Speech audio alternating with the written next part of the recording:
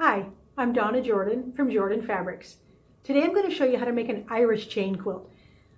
That's this pattern right here. It's very simple. It's a very traditional quilt pattern. Now, today's quilt is going to be in Kansas Troubles fabrics from Moda. They're Civil War style and quite a bit different looking than this one. And it's really easy to cut and really easy to sew. So I've got the fabrics picked out. So let's go over to the cutting table.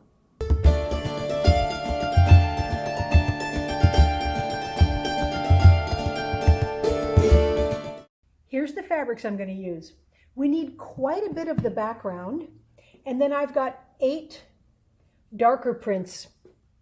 So the only sizes we need some 6.5-inch squares out of this, and then we need 2.5-inch squares out of this one and out of all of these guys. So I'm going to cut the fabrics off the bolt and get them ironed up, and then I'll show you how to cut them.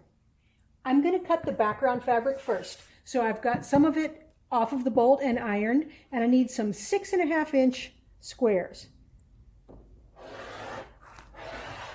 Now I'm cutting 4 layers here. You may like to cut more or less, and I'm using my hand weight up here to help hold my ruler in place. So I'm going to cut a 6.5-inch strip. Then I'm going to turn this and I'm just going to cut it into 6.5-inch squares. So I'm going to need more than this. I'm going to need a total of 54 6.5-inch squares. I have my background pieces cut, the 6.5s that I showed you, and a bunch of the 2.5s. Now all these prints need to be cut into 2.5-inch squares. So we just need 3 strips each. And then we're going to subcut them into 2.5-inch squares. And I have a secret weapon here to get these cut really, really fast. My husband Matt does all the cutting, so I'm going to ask if he'll cut those for us today. I need these cut into 2.5-inch squares. There's 3 strips each, and then subcut it the other way. There's 8 fabrics. Can you cut that for me? Yeah, 8 fabrics would be no problem, Don. I'll probably do like 4 and 4, something like that. Perfect. And I can get those done right away. You need those now? Yes, all right. Let's get that done.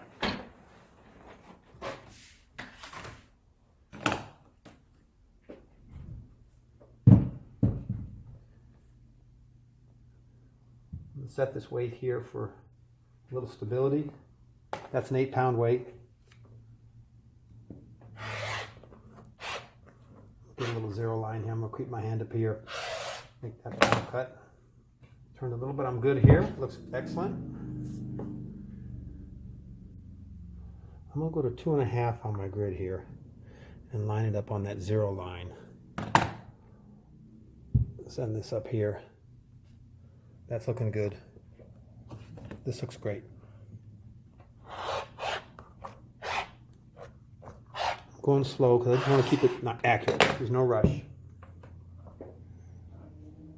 Got that nice weight back on there. I'm going to go nice and easy here. Make it nice and accurate for Donna's to sew. It's so much easier. Another 2.5 here. Here's all the pieces that Matt cut out for me. So of these squares, I need a total of 270 little squares. Since I've got 8 different fabrics, I really only need 34 of each one. And now for the patchwork, we're just going to make 54 of these patchwork things, and these are going to end up exactly the same size as these backgrounds. So I'm going to show you how to sew these together. So for every block, we need 4 of these backgrounds. And I like to just lay them out on the machine here. And then we're going to need 5 assorted prints here. So I'm just going to pick any 5.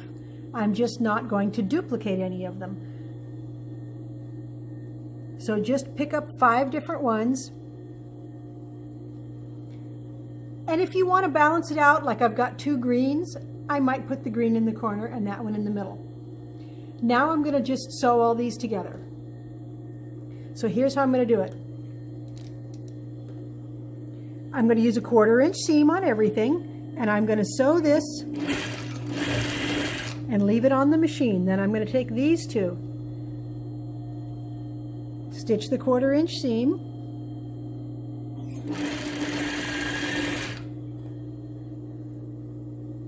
And I'm leaving just a little space between each, little space right here between each one. So that's our first 2 rows. Now we're going to open it up.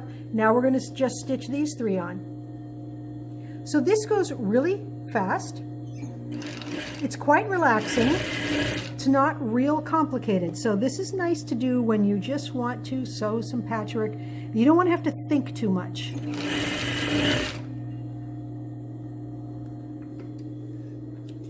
So now we've got 3 rows, and I'm going to finger press all the seam allowances towards the dark side. And we're going to do this on all the blocks we make. So all the seam allowances always go towards the dark side. So I'm just making sure it's pointing the way I want it to go, and I'm opening it up, and then I'm just drawing my fingernail along it. So you can feel with your hands if it's facing that way. And this will keep it in place while we sew these rows together. Now they're already attached, so it makes it real easy to sew them together. So I'm going to make sure the corners match. I'm going to take a couple of stitches, and then I'm going to make sure that this intersection matches here. You can feel it with your hand because the top seam allowance is going that way and the bottom one is going the other way. So I can feel that they're meeting up. Same thing here. Now the seam allowance is going up and this one's going down.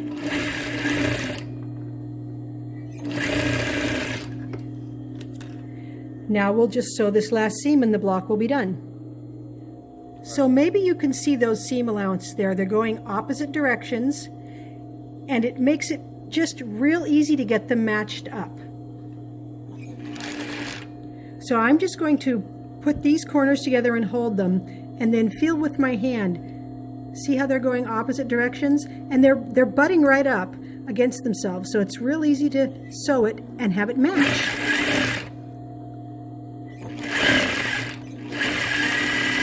Now the block is done, and I'm just going to finger press all the seams to one side.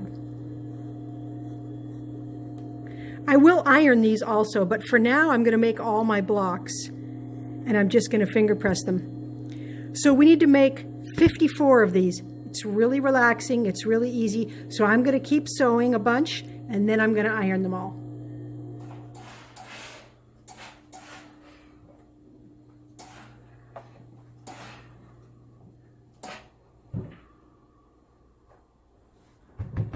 The patchwork is already pretty flat, but we do want to iron it. And I like to make sure it's looking straight. So I'm eyeing it up, and if something looks like it's crookedy there, I'm going to pull it over before I press it. Because you can make these straighter or more crooked with your ironing. So once you have it looking the way you want it to look, everything's looking square, then use the steam.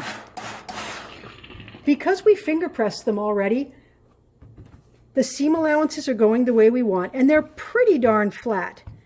But you really want your patchwork extremely flat before you sew this into rows with those plain backgrounds. It'll just make the whole quilt lay really flat. So do this with all your squares, and then the next step will be to sew these into rows, alternating them with the plain backgrounds.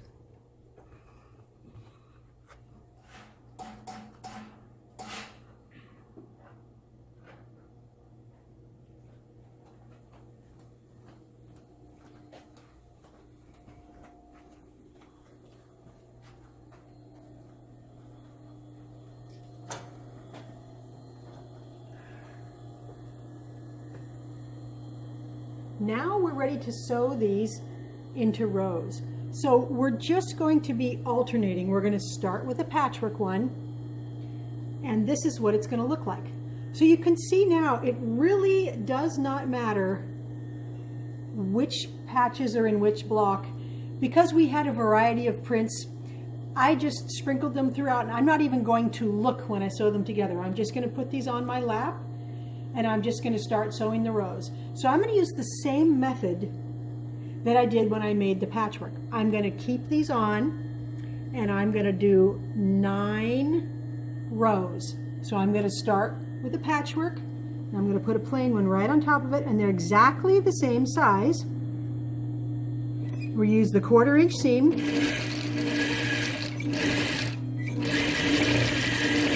and I'm going to leave it on the machine. So that one's patchwork. The next one is going to be plain, and this is going to go just like this. And I'm not going to worry about which piece of patchwork, which colors are where. It's not going to matter.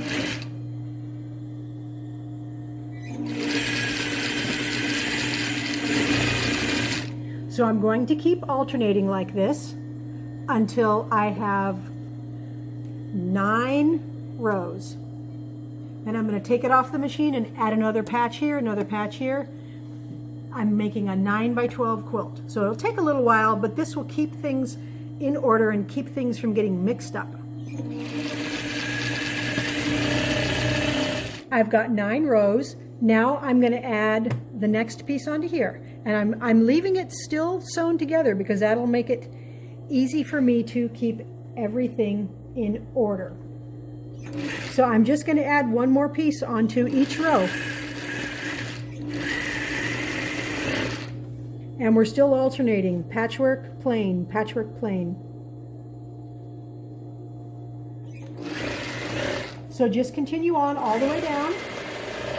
And when this row is all the way done, we're going to add another row till we get 12 in each row. I'm going to keep stitching all the blocks on. When I've got my rows all done, I'm going to just sew this row to the next row to the next row. So you can see they're going to be just as easy to sew the rows together because everything's the same size. All we have to match up is this seam right here and right here. So when we finger press all of these, we are going to finger press away from the patchwork. And that's the way it wants to go because it's extra thick where these seams are. So it naturally is laying away, it's laying down away from the patchwork. So just finger press every seam away from that patchwork.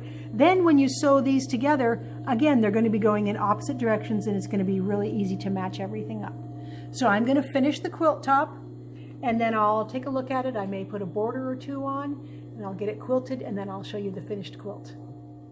We've got the whole Irish chain quilt done. I'm really happy with how it came out. It was really fun to make. It is really extremely flat this time, which I can't say about all of my patchwork. It's always flat enough, but this one truly came out really nice and flat. Now, Irish chain, because you see the chains, the diagonal with all these little squares.